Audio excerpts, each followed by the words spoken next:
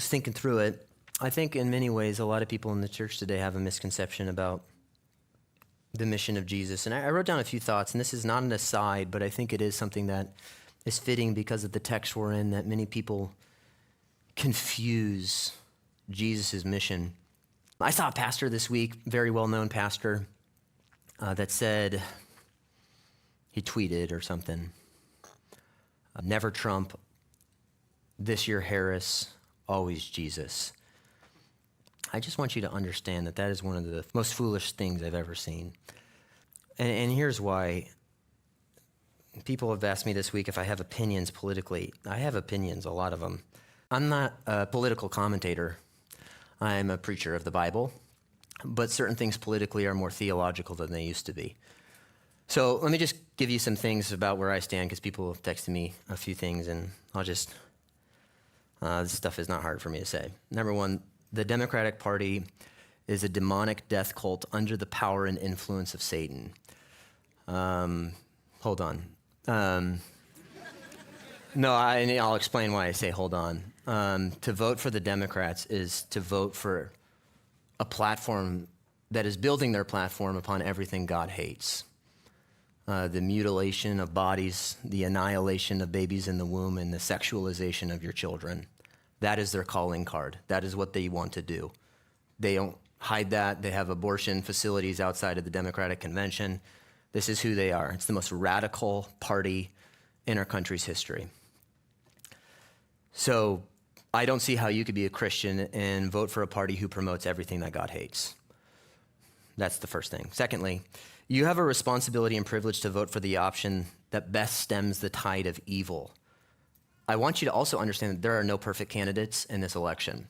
They're both broken people, but one of them presents a far better option at the preservation of life and the upholding of the family than the other. A failure to vote is a failure to express our gratitude to the men and women that have died for our country and given us the freedom that we have today. It's also a failure to, I believe, obey the calling that we have to uphold the righteousness in our land.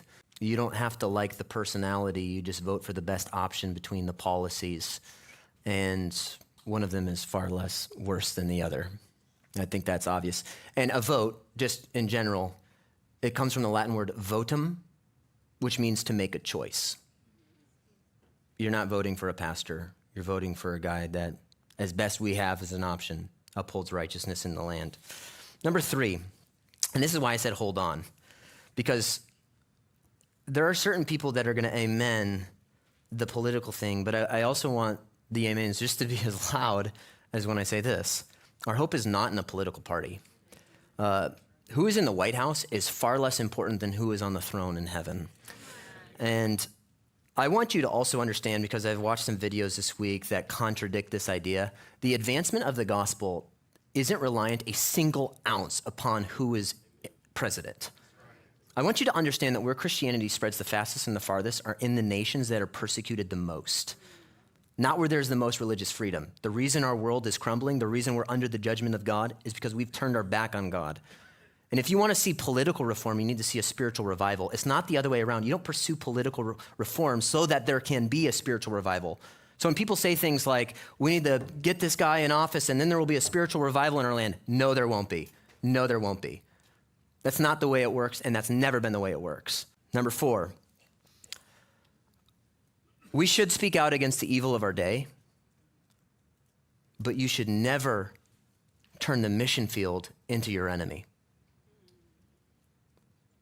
You can call out the policies, call out the issues. I can speak against the horrors of abortion. Makes God weep. The trans agenda, whatever it may be. I have a heart for those people, and you ought to have a heart for them. And you can get riled up on Twitter, and you can live in your insulated bubble and start looking at them. No, that's why you're here. And if you don't understand that, you don't understand what your mission is as a Christian. Number five, if you are more likely to promote your political views than you are to proclaim Jesus Christ, if people know you more for being a Republican than they do for being a Christ follower, your priorities are way out of whack. So I disappointed both people, right? So that's where we're at today. But I want you to understand those truths. You should go vote. And it's not a difficult decision for me. But I also want to, I also want you to know that our hope is not in who's in office. There's ditches on both sides. You have the people that say Jesus 2024. I don't know what that means, because he's been Jesus and he's been king for the last 10,000 years, and he'll be Jesus for the next 10 billion years. I don't know what that means. But then you have pacifists, and then you have people that are putting all their hope in what happens in November. Listen, Stonebridge Bible is going to go on because the church is going to go on, and we're not on defense. The gates of hell will not what? Prevail. We're on offense.